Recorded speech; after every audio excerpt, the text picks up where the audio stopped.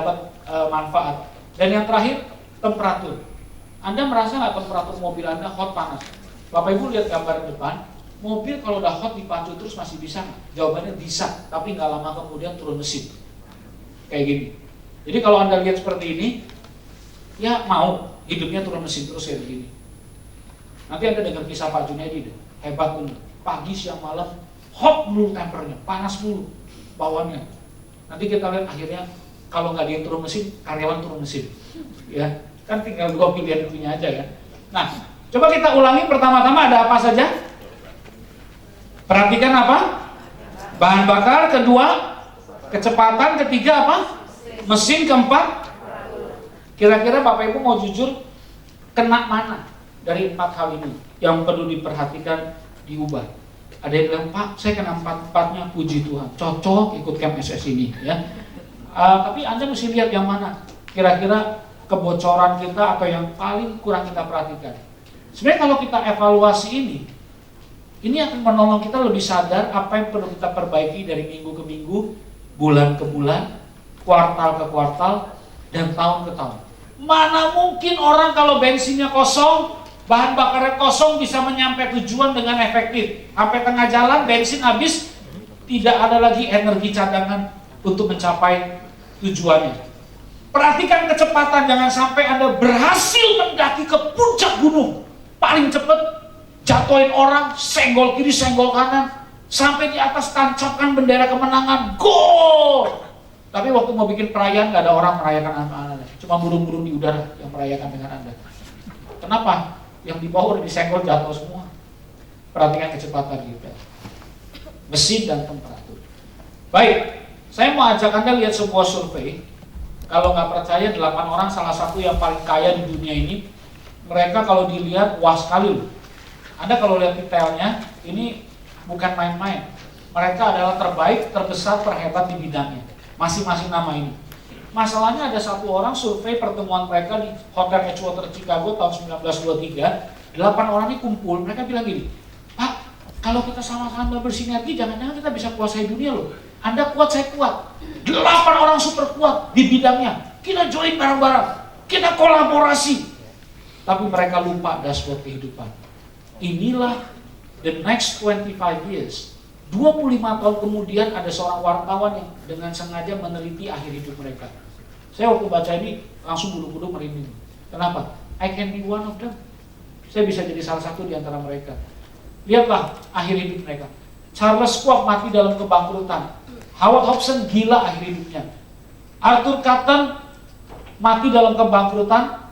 Richard Whitney di penjara. Albert Fall, anggota kehormatan kepresiden, dilepas dari penjara karena sakit lalu mati. Jesse Livermore, orang paling kuat di pasar saham, bunuh diri. Ivan Kruger, kepala monopoli keuangan dunia, bunuh diri. Leon Fraser, bunuh diri. Saya sebenarnya kalau punya waktu pengen Bapak Ibu tuliskan nomor 9 di buku Anda, halaman berapa? 3. Coba ambil pen, tuliskan nomor 9, namamu sendiri. Nomor 9 Julian. Saya pengen tahu nanti kalau kita kumpul lagi reuni 25 tahun kemudian, akhir hidup kita kayak apa sih? Hari ini tanggal berapa Ibu ya? 5 Oktober 2019. Kita kumpul lagi 5 tahun lagi yuk, reuni yuk. 5 Oktober 2024 ya. Saya pengen Anda kumpul lalu tanya, si Acong gimana si Acong? Jangan sampai ada jawaban, gila. Bu Leni gimana Bu Leni? Stres. Loh, tapi ini orang-orang hebat loh Bapak Ibu. Yang saya mau kasih Bapak Ibu tampilkan ini, mereka ini menganggap remeh dashboard kehidupan, cuman kejar yang namanya kepopuleran, kesuksesan, dan 8 orang ini hidupnya terpuruk semua. Pesan apa yang mau disampaikan? Tidak ada yang kebal dengan hal ini, termasuk kita. Jadi mulailah check up dashboard kehidupan dengan konsisten mulai hari ini. Ya. Ketika kita lihat ini, bekerja sebagai ibadah nggak usah saya bahas terlalu panjang. Besok ketemu nggak ya kita? Oh besok diganti ya. Tapi nanti videonya kalau keburu saya putar. Pak Yakub Kusmanto ini salah satu mentor kita di dalam KBC. Beliau pengusaha garment, 100 pembayar pajak terbesar di Bandung, di kota Bandung pada generasi waktu dia mulai memperkenalkan pengusaha harus genah. Pengusaha jangan cuma jadi penumpang gelap di bangsa ini, harus bayar pajak. Kami belajar tahun 90 awal dari beliau. Jangan dulu orang belum pengen bayar pajak. Ini beliau juga mengajarkan kita bagaimana praktek bekerja sebagai ibadah. Tolong jangan suuzon ya. Begitu lihat foto ini, ada yang bilang, Pak, ini poligami Pak. Ya, bukan, ini bukan poligami. Ini adalah seorang pengusaha yang tadinya miskin, pernah susah, lalu dia ketika sukses cuma gonta-ganti berlian, tampangnya jadi mentereng, dia pengen show off kepada orang lain, gonta-ganti emas, gonta-ganti berlian, dicincin, diperlihatkan, keren. Satu titik dia bertobat, dia lepaskan semuanya, dia bilang itu sampah semuanya, karena hanya membuat saya pakai topeng. Lalu dia pakai pekerjaan dia untuk menolong orang-orang susah, terutama generasi muda, bisa punya skill kerja dan kesempatan kerja. Ini yang pakai jilbab ini semua rata-rata korban tsunami Aceh yang kehilangan orang tua, nggak bisa sekolah lagi, putus sekolah. Selama 1,5 tahun, beliau gelontorkan uang sosial perusahaan dari dia. Setiap gelombang 2 bus datang 50-60 anak dari Aceh ke Bandung, boleh tinggal 3 maksimal 6 bulan. Makan, tempat tinggal, jajan, diongkosin semua 3 bulan, besar. Ngapain? Boleh ngeles apa aja yang kalian suka, yang penting serius, pulang harus kerja di Aceh. Ada yang buka salon, berhasil. Ada yang buka rumah makan, jadi salah satu terbaik di Aceh. Itu semua kesempatan yang gak pernah mereka pikirkan, karena ada seorang pengusaha yang menggunakan pekerjaannya sebagai ibadah. Yang jilbab putih sebelah kanan Anda namanya Baretno, salah satu-satunya berjilbab putih. Itu dulu adalah mantan pembantu rumah tangga Pak Yakub 12 tahun lalu. Iya, ada saksinya ya, masih dulu pernah jadi Pak Yakub, sekarang jadi GM. Berapa karyawan sekarang? Iya, waktu aku ketemu tiap hari naik, ketemu 200 karyawan, 300 karyawan di bawah dia. Sekarang mungkin 600 ada ya, 600 orang ada di bawah kepemimpinan seorang Baretno yang berjilbab putih, yang 12-13 tahun lalu cuma nyuci, ngepel, gosok, masak, nyuci, ngepel, gosok, masak. Ada seorang pemimpin yang punya hati membimbing anak buahnya dan mengangkat dia sampai bisa jadi posisi dia. Anda pikir berapa sih omset yang bisa dicetak mantan pembantu? 300 juta, 500 juta udah besar. Saya juga ketemu kadang-kadang kayak, bener atau enggak sih bisa cetak omset 1 miliar sebulan, 2 miliar sebulan. Sekarang kata Pak Yakub, kalau saya ketemu Bu Retno, tahun lalu saya ketemu dia bulan September, udah sampai 3,5 miliar sebulan.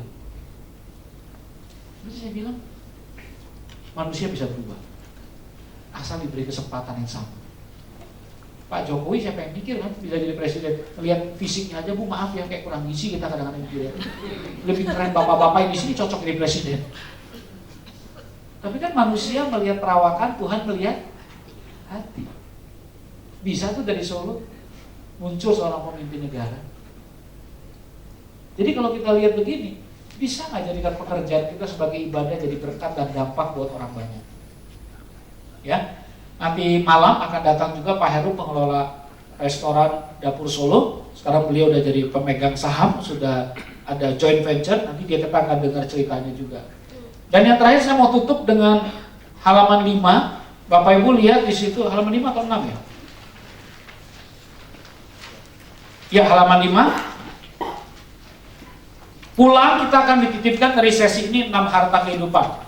Kita sebut 6 harta sukses sejati. Artinya salah satu kita abaikan, jangan-jangan sukses kita palsu. Coba kita baca bersama. Harta pertama judulnya apa? Harta rohani. Harta kedua harta jiwani. Harta ketiga harta tubuh. Yang keempat harta hubungan. Yang kelima dan yang terakhir, menurut teman-teman kalau saya sebut harta yang muncul di benak kita, yang harta berapa? 6. Padahal 5 pertama termasuk kategori harta nggak? Aset nggak? Diinvest nggak? Dikelola nggak? Ditanamkan nggak? Kita belajar nggak? Kalau kita bilang itu aset, pelihara dong. Kalau kita bilang itu harta, invest dong. Mana yang bocor dari 6 harta ini? Itu yang kita pelajari. Kalau bisa Anda bisa kembangkan, bagus. Supaya nggak terlalu teoritis, membahas ini saya mau ada pendampingan dari Pak Junedi, nanti saya kenalkan. Beliau mulai dari harta rohani, titik baliknya. saya nggak mau saingan dengan pelayanan gereja. Di situ ada bahasa-bahasa yang sudah Anda familiar, paham, di gereja diajarkan. Tapi praktek di kantor seperti apa? Ini praktek di kantornya. Harta rohani bukanlah aktivitas rohani. Contoh, doa 10 menit sebelum ke kantor, doa 15 menit sebelum ke kantor termasuk harta rohani atau aktivitas rohani? Baru aktivitas, Pak. Kapan jadi harta? Waktu yang Anda doakan, Anda jalankan, itu baru jadi harta. Contoh-contoh. Wah, aduh, maaf ya kalau ada namanya sama, anggap ini terutama. Itu ya si office boy Ahmad, kurang ajar, kemarin lupa kunci pintu, akhirnya kecolongan kemalingan. Tuhan, beri saya kesabaran, kasih dia kesempatan terakhir untuk belajar lebih teliti dan tidak merugikan perusahaan. Amin. Sampai kantor melihat muka si Ahmad, emosi bangkit lagi.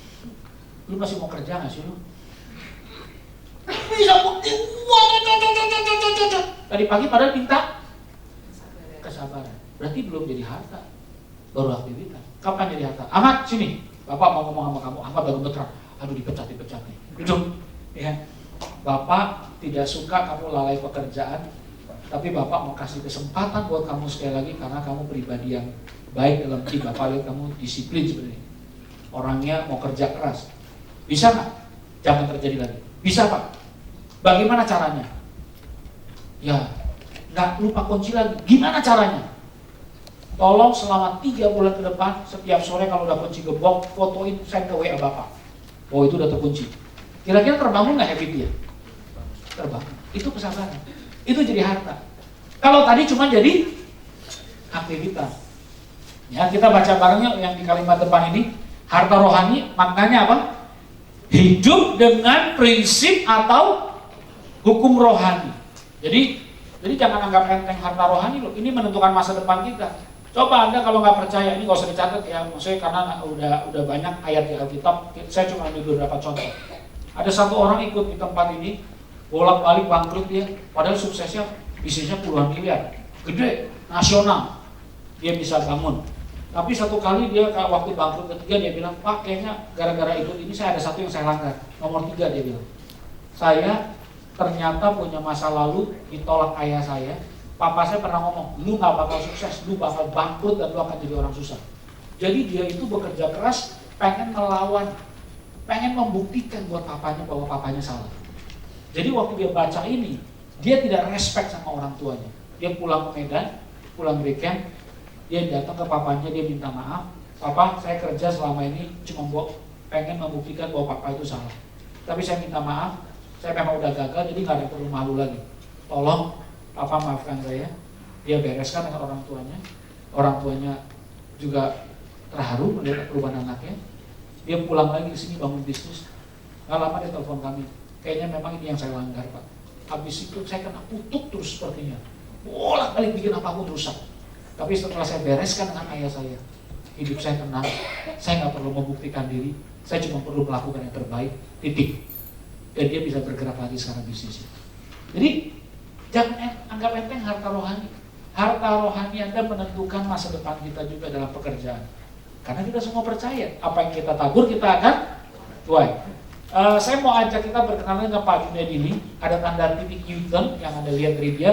Bagaimana titik balik seorang Pak Junaidi ini kalau saya bilang ada yang punya kenalan sutradara, kalau bisa bikin film dia bagus loh. Akan banyak memuaskan orang lain. Karena dia mungkin bolak-balik bikin bisnis 7 kali hancur. Mungkin ya ada 7 kali di cerita sama saya. Tapi waktu suksesnya juga gede, ratusan miliar. Tapi bukan karena dia salah saja. Dia juga bertanya-tanya. Tapi mental pengusaha seperti ini yang saya bilang bisa dititipkan Tuhan banyak, karena kendaraan bisnis itu cuma alat. Ya, hari ini ada perkembangan yang kita bisa jalan. Pak Junaidi akan bercerita kepada kita pentingnya titik balik menjadikan pekerjaan kita sebagai ibadah kepada Tuhan dan titik balik untuk menolong kita menjalankan harta rohani. Kita beri tepuk tangan semangat buat Pak Junaidi di tengah-tengah kita. Ya. Ini adiknya Pak Haryanto yang tadi buka bisnis Telaga Sampiran. Ya. Thank you. Waktu pertama kali, terima kasih. Ini katanya hotel nggak boleh pakai plastik. Spesial. Kasihan ini ya. Saya kagum ada apa? Namanya apa? Pitcher ya, wah luar biasa ya, namanya Hokam ini ingin ikut melestarikan. Kadang-kadang kita pikir ini pelit atau apa, tapi enggak, ini memang harusnya kayak gini ya. Pak Junaidi ini waktu ikut camp seperti ini, ya, nggak usah apa-apa, berdiri aja Pak ya? Ya santai aja, santai aja. Thank you. Pak Junaidi ini waktu ikut camp seperti Anda, dia pulang, saya nggak tahu dia bikin planning. Camp assessment datang, bawa berapa orang Pak? 40 orang. Jadi satu camp isi 100 orang, ini sepertiga keluarga, mertua, teman, semua orang kenal dia. Ya. Kenapa bawa orang segitu banyak? Iya, saya masih ingat tanggal 23 Agustus 2009 saya ikut camp ini. Tidak akan lupa tanggal itu ya dalam hidup saya. Karena camp ini memang luar biasa, wow menarik. Tapi kalau nggak ikut, nggak akan bisa ngerti. Dan termasuk camp gila menurut saya. Terbalik semua jurusnya soalnya dengan duniawi lah, termasuk gereja juga sedikit beda. Tapi benar menurut saya. Jadi saya bingung kalau saya sendirian yang tahu bagaimana nih ya. Jadi saya ajaklah 40 orang itu, nomor 1 istri dan keluarga saya dulu, karena saya takut kalau saya pulang dari camp semangatnya begini, ceritakan bahwa bikin perubahan mulai hari ini perusahaan milik Tuhan. Stres jangan waktu lagi susah saya terus terang aja. Sempet 1000 hari saya hidup dalam hutang soalnya. Kasihan ini adik gua, gua anak gua nih gila nih katanya nih. Jadi gila lagi daripada gua gila sendiri, gua ajak 40 orang gila bareng-bareng kan. Itulah dia. Waktu beliau ngajak kakaknya ya, kakak Iya. 1, adik 2. Sebenarnya mereka empat-empatnya dididik orang tuanya pebisnismen ulet sejati, besar-besar bisnisnya. Dan 4 kakak adik berantem semua rata-rata. Yang cici enggak ya? Yang ketiga dan keempat bahkan sampai yang ke-1 sama yang ke-4 itu saya di tengah, wah itu sampai koran. Sampai koko besar tuh si Arianto dulu pasang koran, panggil adik. Suara pembaruan. Masih ingat enggak? Jadi ributnya sampai pasang koran. Pemanggilan gara-gara uang. Oke. Dan hari ini 4 kakak adiknya sudah ikut camp dan mereka benar-benar jalankan prinsip Tuhan dan sudah pulih kembali ya hubungannya. Bukan hanya pulih kembali, sebenarnya kok kakak saya yang nyerang adik saya, akhirnya adik saya yang terakhir 4 tahun yang lalu ajak kakak saya ke satu gereja dan akhirnya bertobat. Sekarang Pak Arianto udah kayak setengah pendeta. Jadi luar biasa. Tapi kuncinya di camp ini ya, karena kuncinya mengenai fulus uang.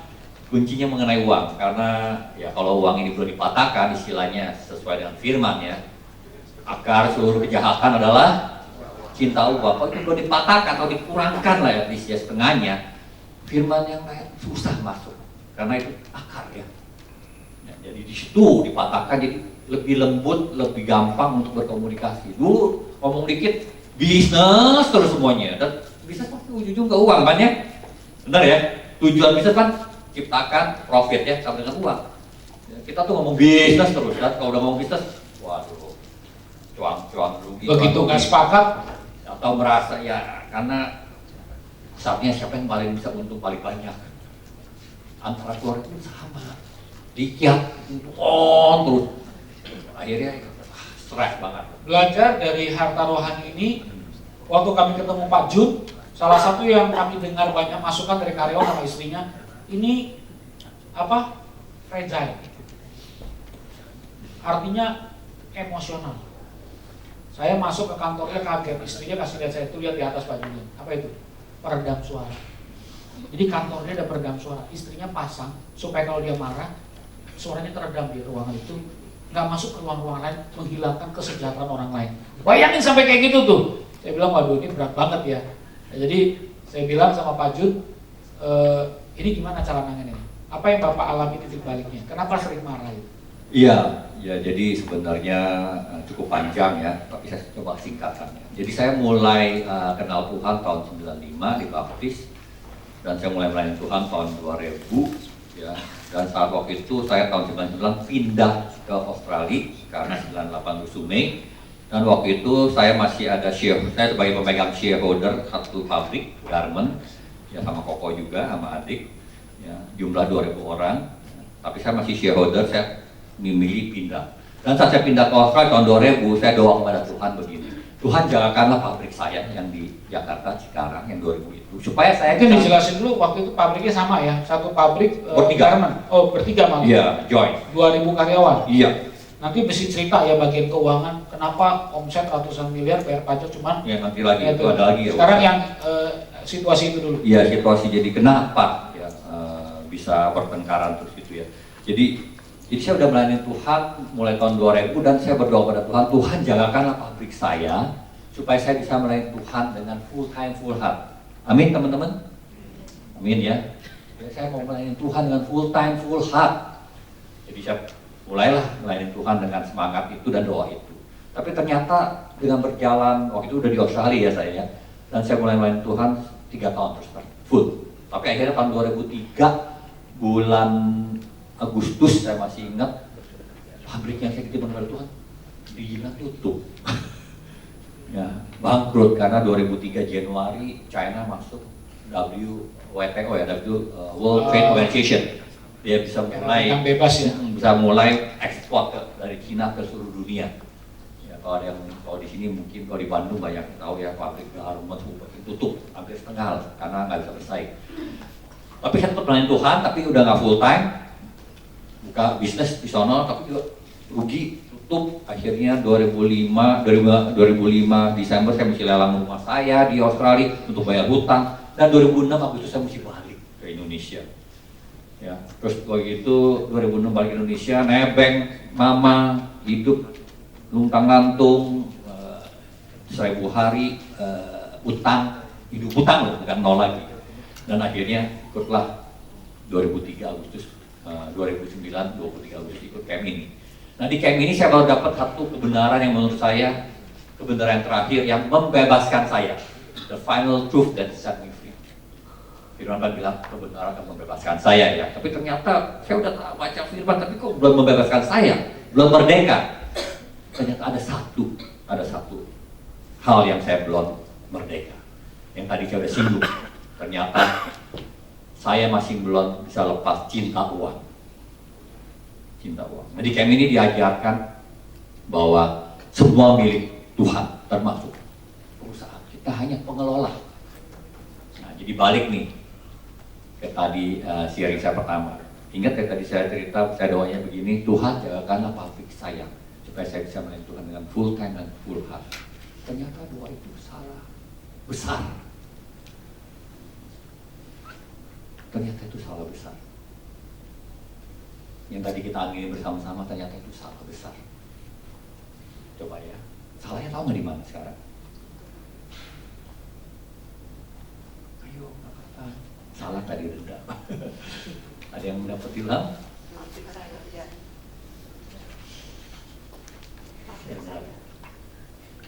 Saya ulang doa saya ya. Tuhan jagakan pabrik saya. Kenapa? Salahnya di mana?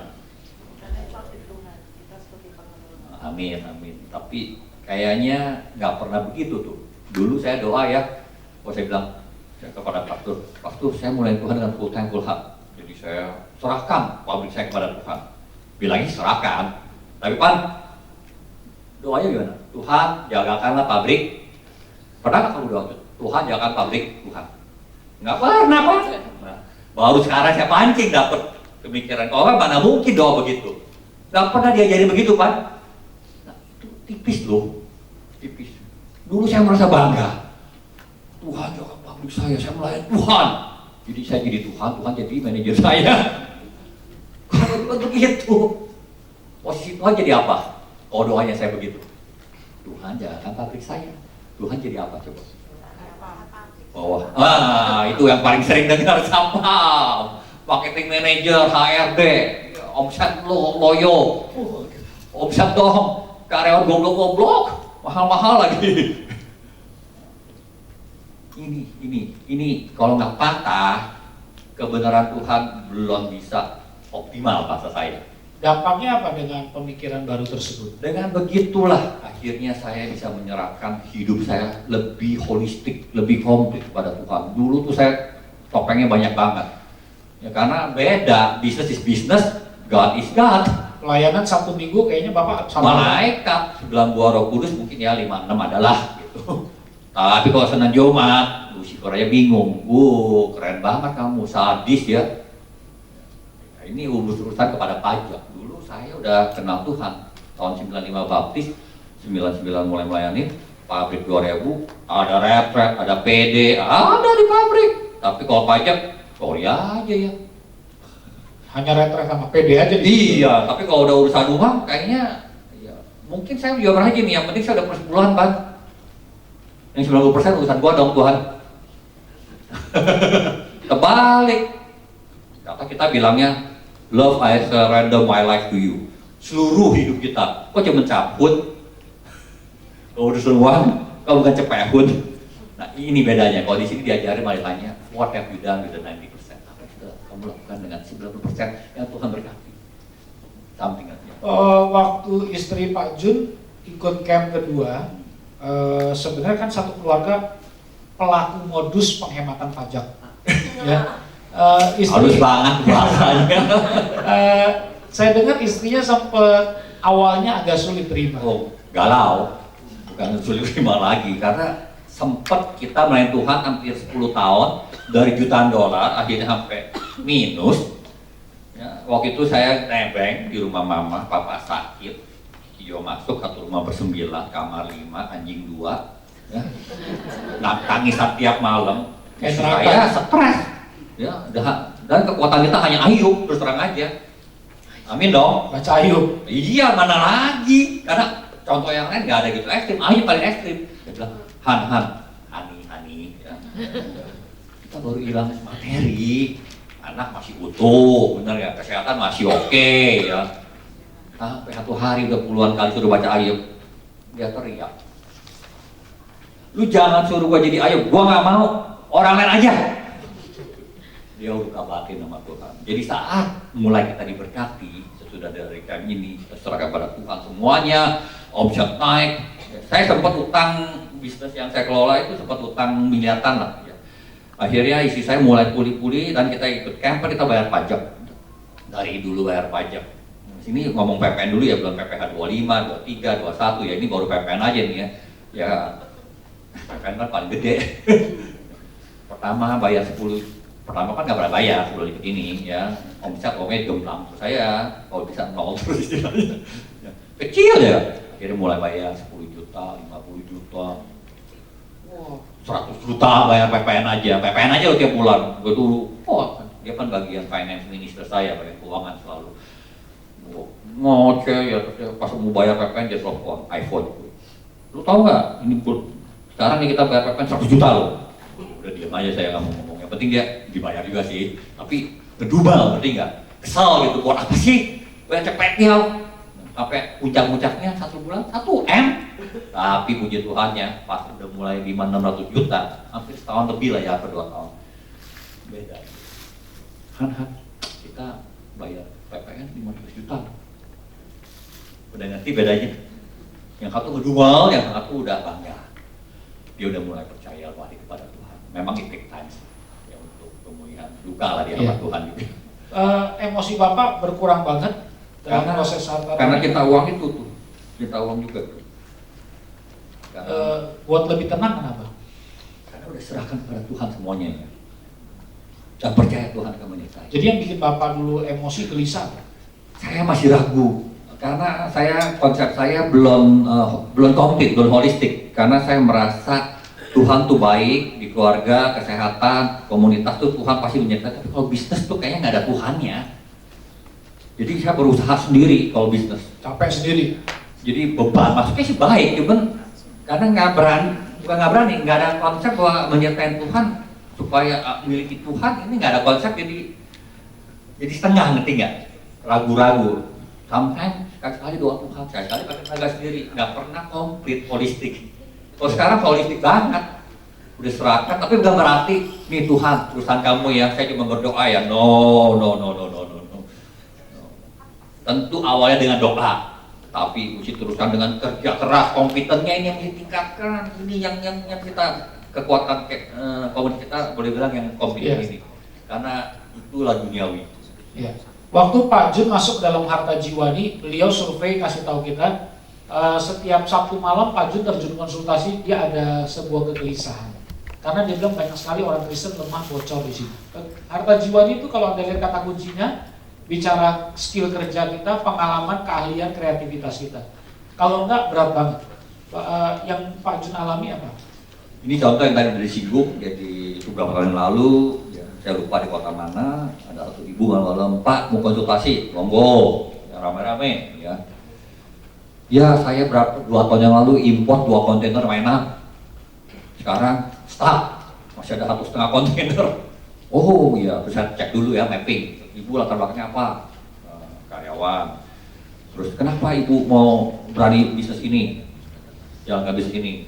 Ya mau dalam doa, dapat ilham dari Tuhan. Oh oke, bagus. Mulai dengan doa itu harus semuanya, gitu ya, syarat. Terus setelah itu ibu ada apa lagi? Enggak, langsung saya ke China import. Ibu nggak bikin FS dulu. Apa FS? Mapping dulu. Apa itu mapping? SWOT analysis. Apa itu SWOT analysis? Bingung juga saya sih, bisnis kok main tabrak aja. Jadi nggak ada bikin perencanaan atau bukan perencanaan, jadi prepare ya, mapping pasar, survei, ya, customer, ya, akhirnya ya begini. Ya, jadi inilah kelemahan kita. Sampai saya nggak bilang nggak, karena ada orang ya kalau ada orang Kristen kan ke dokternya nggak boleh ya. Kayaknya semuanya beli asuransi aja, kayak lu nggak percaya sama Tuhan. Oh gitu nggak ada dokter dong. Tapi Tuhan kita dipanggil salah satu title-nya apa ya? Tabib, di atas segala tabib. Jadi kita harus berdoa tapi harus berusaha. Bagian we have to do our part. Kita harus lakukan bagian kita ya. Setuju nggak? Karena terus terang ya, untuk saya lebih susah kerja apa lebih susah doa? Hah? Ah masa bu doa macam-macam. Kerja tuh capek, 10 jam, 12 jam berusaha, doa nggak mungkin 12 jam kan bu, 30 menit nyaman, tenang, kerja capek. Hati-hati, takutnya ya kita lepas tanggung jawab, karena namanya instan, udah kayak kopi aja gitu, satu jadi, kalau bisa doa, terus dulu mujizat, bukan nggak ada mujizat, bukan nggak percaya mujizat. Tapi selalu kan Tuhan mujizat itu nggak bisa ditebak kan, nggak bisa dipaksa kan, apa tidak dipaksa mujizat Tuhan. Ketika Pak Jun mulai membesarkan dan Tuhan kasih kesempatan perusahaan lebih besar, dia nggak kelupa diri, langsung bergerak bikin pembenahan. Apa aja dibenahi Pak? SOP, ISO, IT system, semua training, semua dilengkapi. Jadi jangan cuma pengen berkembang besar, tapi fondasinya nggak dibereskan ya. Iya. Dan ketika beliau berkembang besar, nggak repot, timnya bisa mengikuti semua. Sampai sekarang melengkapi diri apa aja Pak? Masih ikut seminar? Masih. Saya lihat masih langganan majalah marketing. Nggak usah, sekarang sih nggak usah langganan, yang penting you lihat internet. Google, ya. Masih semua udah ada ya. Tapi LinkedIn ya nomor 1 ya. Mesti ikut ya, LinkedIn itu lebih solid lah informationnya di situ ya. Jadi dorongan Bapak buat teman-teman apa di sini dalam Harta Jiwa ini? Harta Jiwa ini ya no day without improvement. Tiap hari mesti meningkatkan kemampuan kita ya. Dan paling penting kalau menurut pengalaman saya, 2 bagian yang kita harus selalu improve. Nomor 1 tentu marketing. Zaman sekarang apalagi marketing ini bahaya banget ya.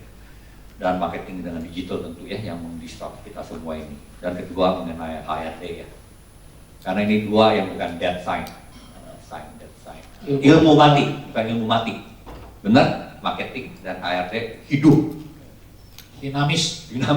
Oh yang kan gampang, tinggal dibeli, tinggal di hire. Accounting, ISO itu bisa ya 6 bulan setahun bikinin beres, kontrak. Tapi kalau manusia kan ada moodnya ya, dynamic ya. Itu nggak gampang, dan marketing apalagi sekarang. Ya. Ya. Ini contoh di Jakarta ya. Bayangkan ada orang punya gelar 8 atau 9 itu kalau dihitung tuh ya. Ya. Kita satu aja berdarah-darah lulus nih Bapak Ibu. Ya susah banget kan. Jadi, tapi kenapa saya mau kasih lihat ini? Tadi Pak Jun bilang no days without improvement. Jangan lemah, malas untuk belajar. Ini orang aja, saya pikir ini bohongan Pak. Satu kali saya ngajar seminar di bank, anaknya ternyata ikut seminar, temennya ikut seminar. Pak, ini emaknya, orang tuanya teman saya katanya. Apa ini orang anaknya juga lagi gelar 7, ya. Jadi satu keluarga tuh gila belajar banget ya. Jadi jangan, maksud saya lihat ini tuh malu lah kalau nggak mau belajar. Orang ini sungguh-sungguh mau belajar sekali. Kenal ya Bu? Oh kenal nih, ada saksi dari banking, ya kan? Luar biasa loh ini, keluar sampai begitu. Mesti dicek sertifikatnya asli nggak Bu nanti gitu. Ya. Oke, ini di Jakarta di dekat Semanggi, bikin malu negara, daerah sentral. Ini pasti orang Sunda nih, mohon maaf nih, nggak bisa ngomong F, jadinya apa?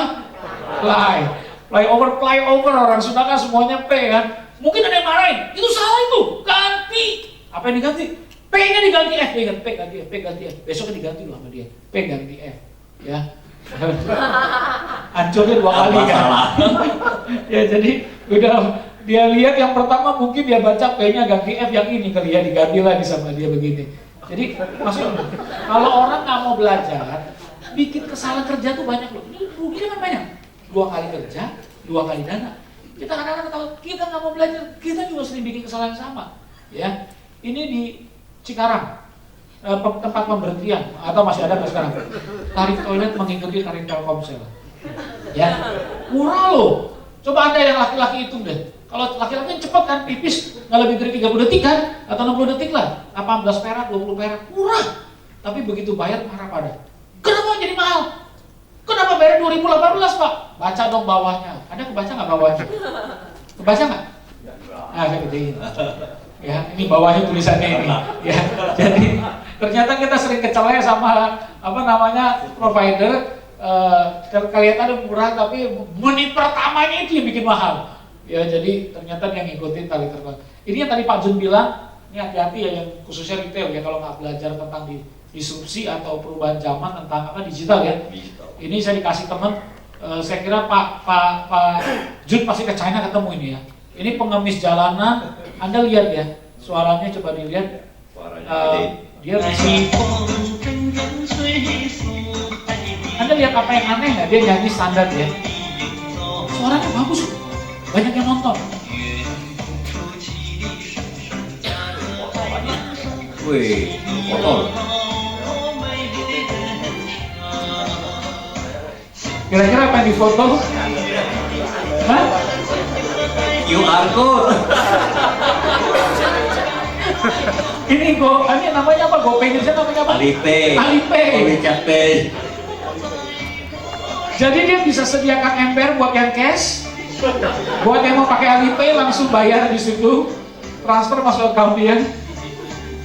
Ya jadi malu kalau kita nggak mau maju juga.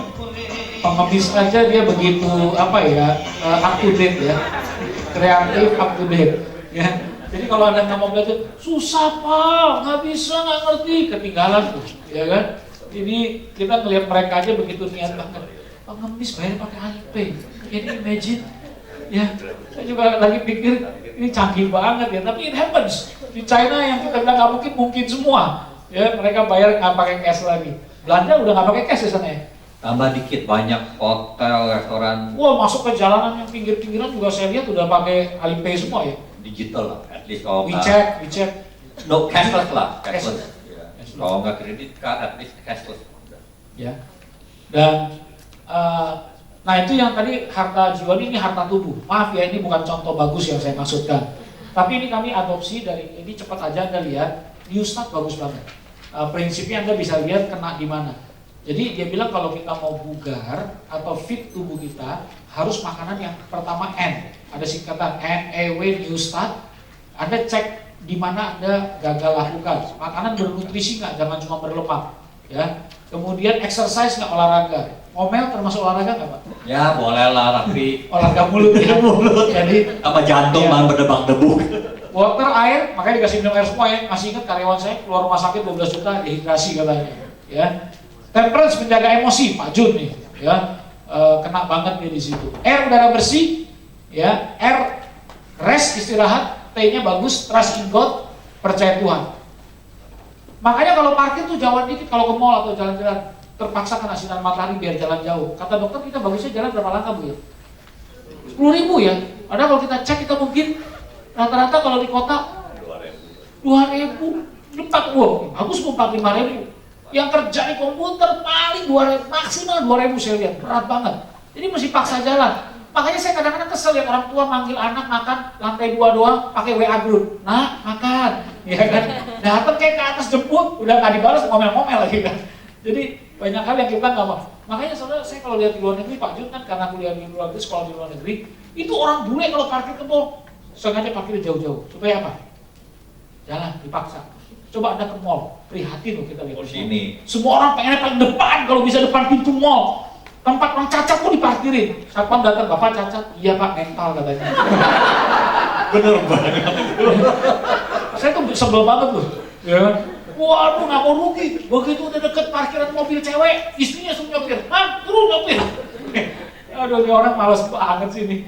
Ya, jadi saya belajar banyak di sini. Jadi ini juga Newstab kita perhatikan. Pak Jun, cara ini saya juga cukup salut. Dulu gila kerja, tapi cara jaga fit tubuhnya bagus. Anda lihat nih, umur udah di atas gocap, tapi tongkrongan milenial banget kan?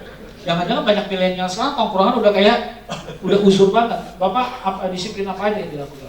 Nomor 1 makan dulu ya. Ya, pola makan. Itu nomor 1, jenis makanannya dan quantity-nya tentu ya.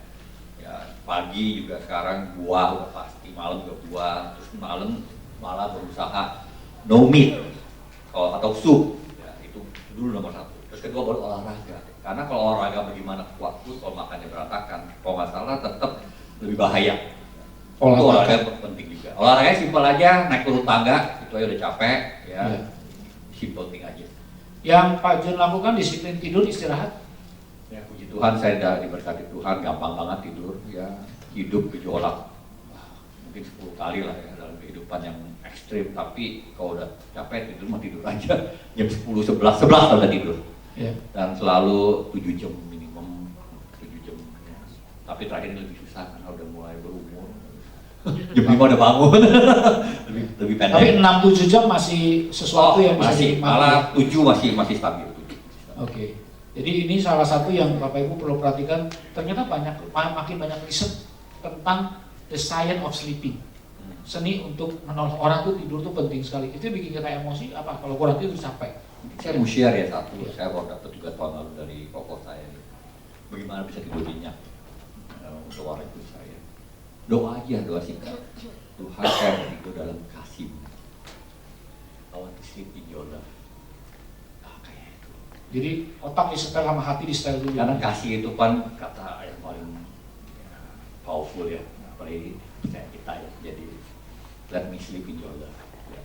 Istirahat atau I rest in your love. Ya. Lebih tepatnya istirahat dalam tidur kita, ya, dalam kasihnya ya, karena dalam istirahat itu kan pemulihan banyak ya, fisik. Ini juga penting banget ya. Ya. Ini saya nggak cerita yang inilah ya, saya cerita yang harta hubungan langsung. Nah, harta hubungan, Anda lihat di situ Pak Jun juga ternyata sama karyawannya berat banget hubungannya. Hampir dikatakan semua karyawan kalau ketemu Pak Jun tuh takut.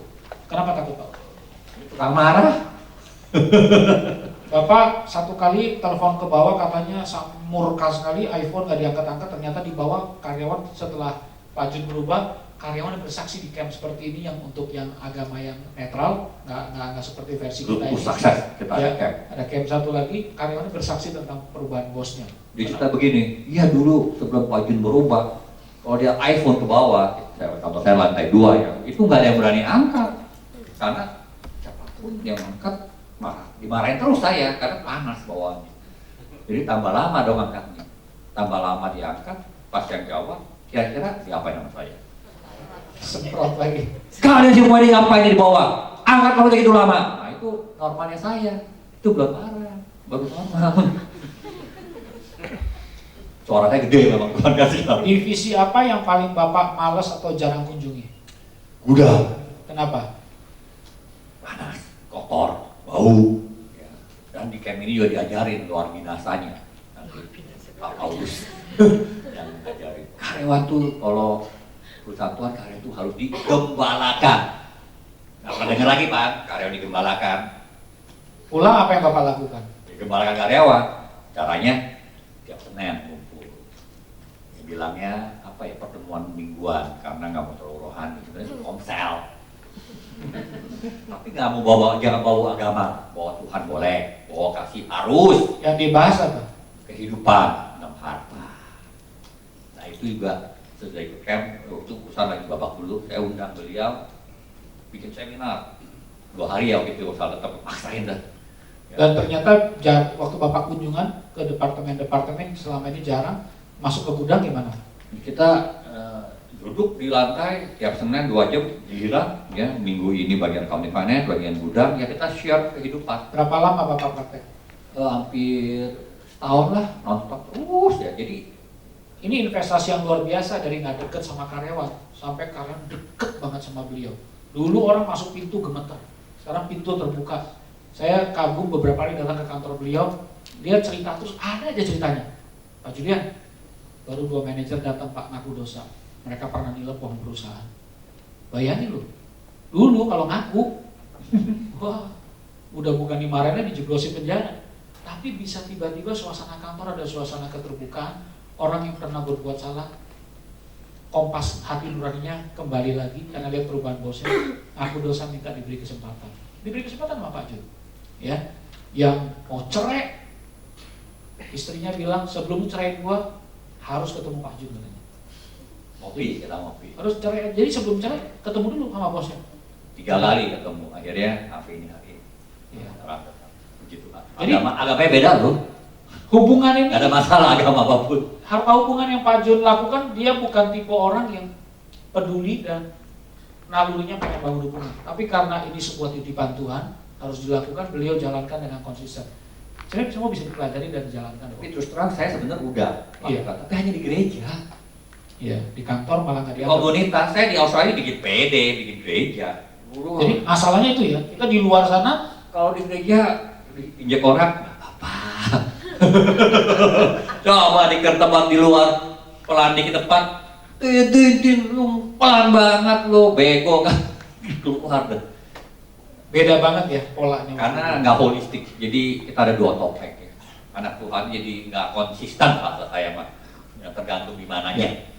Saya berikan tips, Anda cek cocok yang mana. Nomor 1, buka tabungan hati. Ini yang dilakukan Pak Jun hampir 52 minggu, setahun, nempel departemen demi departemen. Tahun kedua, dia panggil HRD-nya, tolong setiap manajer setiap minggu harus makan siang sama saya. Pagi breakfast biasanya. Jadi memang mesti hubungan tuh perlu direncanakan yang nomor 2 ini.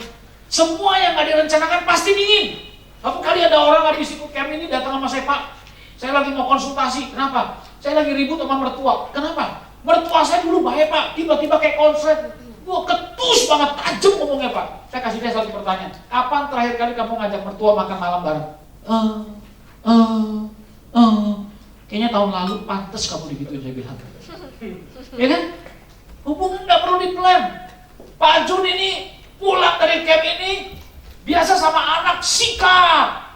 Satu kali dia temenin anaknya nonton apa itu? K-pop. Anak remaja Tokyo Dome loh. Orang kayak begini CEO suruh nonton K-pop. Buat dia tuh geli banget. Tapi dia temenin anaknya nonton K-pop, dia cerita saya sebelum pergi belajar dulu K-pop itu apa. Kan anak saya tuh yang kecil dulu dekat banget. Mendadak kan dia mulai ke teen, benar-benar anak kalau jadi teen ya, berubah rebellion. Sampai saya stress out, bingung. Dia demen K-pop waktu itu. Jadi Bapak dengerin lagu-lagu K-pop. Mesti nggak mau mesti belajar dulu. Antar dia sekolah, pasang lagu K-pop, dia cerita K-pop. Oh nggak bisa ngobrol lagi. Akhirnya puncaknya itu. Saya temenin dia seminggu ke Tokyo Dome nonton JYJ, Dongbang Singgi. Ada yang tahu? Nah, dia tahu tuh, Suju. Aku udah tahu, masih inget. Dia cerita saya lucu banget ya dengan komunitasnya. Satu-satunya pria di antara sekian. Gak punya. Di deretan kamu, di deretan kan. Deretan saya satu Tokyo Dome, 40.000 orang. Cowoknya nggak sampai cepek. Pas baru mulai detik pertama, sebelah saya nenek-nenek berdua. Wow, keluar air mata. Sampai gila ini orang. What am I in the right place? What am I doing here? Takut. Tapi sudah 1 menit. Gua ikut gampang, gua bayar lama, gua ikut gila aja dah. Udah bahaya, anakku aja teriak, ini dia teriak, masa kok dia kayak orang bego? Ya udah gini-gini yang bagus sih, K-pop is very amazing lah, amazing ya. Tapi pengalaman itu justru menyembuhkan hubungan anak dengan orang tua ya. Kadang-kadang kita jagonya kritik dan ngomel tanpa pendampingan atau penemanan. Makanya mereka lebih nyaman ngomong sama teman daripada sama orang tua. Dan anak ini ya terus terang luar biasa jadi. Jadi kesimpulannya Bapak selalu ngingetin kita jadi orang tua harus jadi apa? Jangan jadi father, but must become best friend. Kalau jadi suami sih juga jangan jadi